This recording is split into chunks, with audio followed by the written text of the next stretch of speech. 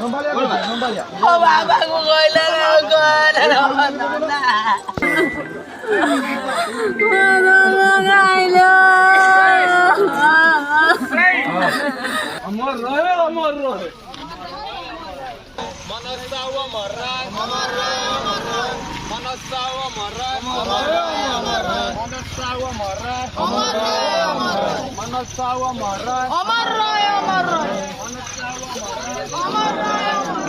ଭଲ ପିଲା ସେ ଦେବହଂସୀ ସେ ମଣିଷ ଜନ୍ମ ପାଇନଥିଲା ଦେବହଂସୀ ଜନ୍ମ ନେଇଥିଲା ଆଜି ତା ପାଇଁ ଏତିକି ପ୍ରଘଟ ହେଉଛି ଆମର ରୋଷେଇବାସ ନାହିଁ ରନ୍ଧାବଢ଼ା ନାହିଁ ଖିଆ ପିଆ ନାହିଁ ବହୁତ ଭଲ ଥିଲା ସେଭଳିଆ ପିଲା ଆମେ ଦେଖୁନୁ ବହୁତ ଉପକାର କରିଛି କାହାର ଉପକାର ନ କରିଛି ବୋଲି କେହି କହିବେନି ବହୁତ ଉପକାର ଆମେ ପାଇଛୁ ସମସ୍ତେ ସମସ୍ତେ ବହୁତ ଉପକାର କରିଛି ଆଜି ଚାଲିଗଲା କେମିତି ଆମେ ଧୈର୍ଯ୍ୟ ଧରି ରହିବୁ ଗାଡ଼ି ଆକ୍ସିଡେଣ୍ଟରେ ଗଲା ଆଉ କେମିତି ଗଲା ମନେ ପଡ଼ିଲେ କ'ଣ କରିପାରିମୁ ଆମେ ଯାହା ଅଧୈର୍ଯ୍ୟ ହେଉଛୁ ୟା ଛଡ଼ା ଆଉ କିଛି କରିପାରିବୁନି ଆମର କିଛି ଉପାୟ ନାହିଁ ନେଇଗଲେ ଭଗବାନ ପଠେଇଥିଲେ ସେ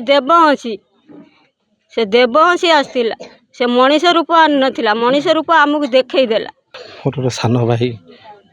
ଯିଏକି ଆକ୍ଚୁଆଲି ଆପଣ ଯେଉଁଟା କହିଲେ ମାଟିର ମଣିଷ ସେ ଥିଲା ମାଟିର ମଣିଷ ସେ ଆଉ ପିଲା ହିସାବରେ ବହୁତ ଭଲ ପିଲା ପର ଉପକାରୀ ଯେବେ ବି ଯେତେବେଳେ ଆପଣ କଲ୍ କରନ୍ତୁ 12ଟା ରାତି 1ଟା ରାତି ଯେକୌଣସି କାମ ପାଇଁ କଲ୍ କରନ୍ତୁ ସେ ସାଙ୍ଗେ ସାଙ୍ଗେ ଆପଣ ପାଖରେ ପହଞ୍ଚୁଥିଲା ସମସ୍ତଙ୍କର ଉପକାର କହିଲେ ଆମେ ତାକୁ ଆମେମାନେ ବାହାରେ ଚାକିରି କରିଛୁ ଯେତେବେଳେ ବି ଗାଁରେ କିଛି ବି ଅସୁବିଧା ହେଉ ଆମେ ଗୋଟିଏ କଲ୍ ଫାଷ୍ଟ କଲ୍ କରିବୁ ହରି ଏ କାମଟା ଅଛି ଗୋଟିଏ ଆନ୍ସର୍ ତାର କେବେ ମନା କରିନି ଗୋଟିଏ ଆନ୍ସର୍ ଭାଇ ମୁଁ ଅଛି ଟେନସନ୍ ନିଅନି ଭଦ୍ରକ ଯାଇଥିଲେ ଚରମ୍ପା ସେଇ ଭାଇଙ୍କ ଜଣକୁ ତାଙ୍କୁ ଛାଡ଼ିବା ପାଇଁ ହିଁ ଯାଇଥିଲେ ତାଙ୍କରି କାମରେ ହିଁ ଯାଇଥିଲେ ସେଇ ପର କାମ ସବୁବେଳେ ସେ ପର କାମ କରି ସେଥିରେ ହିଁ ଚାଲିଗଲା ପ୍ରତ୍ୟେକ ଗାଁରେ ଆଜିକି 7 ଦିନ ହେଲା ତାର ମୃତ୍ୟୁର 7 ଦିନ ଭିତରେ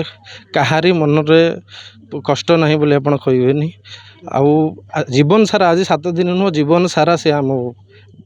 ପୁଣ୍ୟଛଦ ପକାଇ ଦେଇଗଲା ଯେ ମନରେ ଗୋଟେ ଚିନ୍ତା ମନରେ ଆଶଙ୍କା ରହିଯିବ ଯେ ଆମ ପାଖରେ ମୋ ଭାଇ ନାହିଁ ସାନ ଭାଇ ଭଳିଆ ସମସ୍ତଙ୍କ ଆଖିରେ ଲୁହ ଆପଣ ଛୋଟରୁ ବଡ଼ ପର୍ଯ୍ୟନ୍ତ ଦେଖନ୍ତୁ ସମସ୍ତଙ୍କ ଆଖିରେ ଲୁହ ସମସ୍ତଙ୍କ ପାଇଁ ସେ କରିଛି ମୁଁ କହିଲି ମାଟିର ମଣିଷଟେ ଛୋଟିଆ ଛୁଆଟେ ଯଦି ଯାଉଥିବ ନା ତାକୁ ସେ ସାଙ୍ଗେ ସାଙ୍ଗେ ଧରି ପକାଇ କୋଳେଇ ନେବ ଛୋଟରୁ ବଡ଼ ପର୍ଯ୍ୟନ୍ତ ଆପଣ ଦେଖନ୍ତୁ ଯାହାକୁ ଦେଖୁ ସେ ସମସ୍ତଙ୍କ ପାଇଁ ସେ ବହୁତ କିଛି କରିଛି ମନ ଯାଇଥିଲା ସେଇ ପରୋପକାର କାମରେ ସେ ଯାଇଥିଲା ଜଣକୁ ଷ୍ଟେସନକୁ ଛାଡ଼ିବା ପାଇଁ ଷ୍ଟେସନକୁ ଛାଡ଼ି ସେ ଫେରିବା ବାଟରେ ତାର ଏଇଭଳି ଅକସ୍ମାତ ଦୁର୍ଘଟଣା ଘଟିଲା ଇଏ ଏକ ଦୁର୍ଘଟଣା ନୁହେଁ କିନ୍ତୁ ଏ ଗ୍ରାମର ଏକ ଦୁଃଖର ଛାୟା ସେ ଖେଳି ଦେଇଗଲା ଯେ ସେ ଗ୍ରାମର ଏତେ ଉପକାର ସମସ୍ତଙ୍କର କରିଛି ଯେ ଏ ଗ୍ରାମବାସୀ ତାକୁ ଆଜିକି 7 ଦିନ ହେବ ଝୁରି ସେମାନେ ପେଟକୁ ଦାନା ବି ପାଣି ଟିକେ ନେବାକୁ ଇଚ୍ଛା ପ୍ରକାଶ କରୁନାହାନ୍ତି ଏଭଳି ଏକ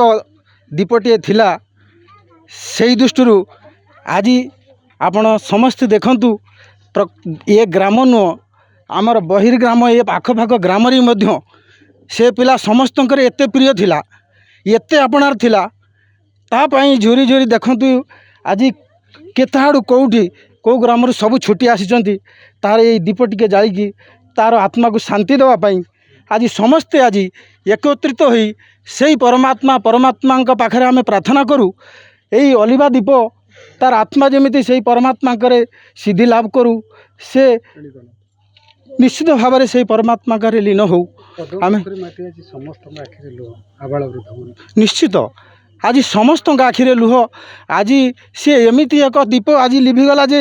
ସମସ୍ତଙ୍କ ଆଖିରେ ଏମିତି ଲୁହ ଦେଇ ଏମିତି ଦୁଃଖ ଦେଇ ଏମିତି ଏକ ଅବସ୍ଥାରେ ଚାଲିଗଲା ଯେ ପରିବାର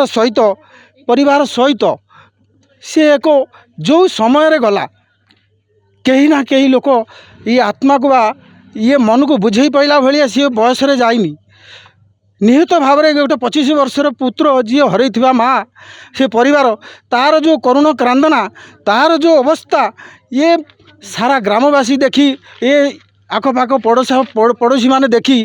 समस्ते आज चिंतित मर्माहत दुखित मध्य सी समाजसेवी भली पिला से आम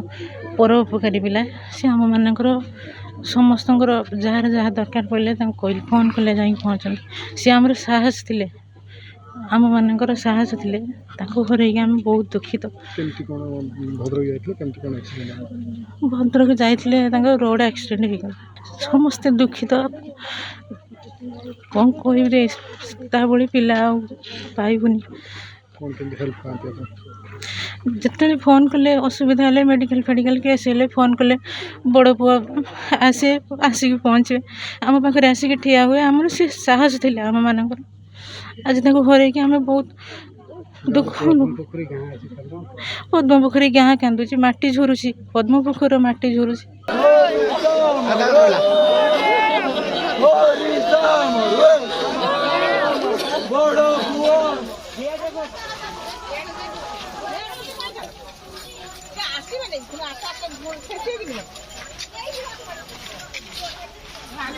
हाँ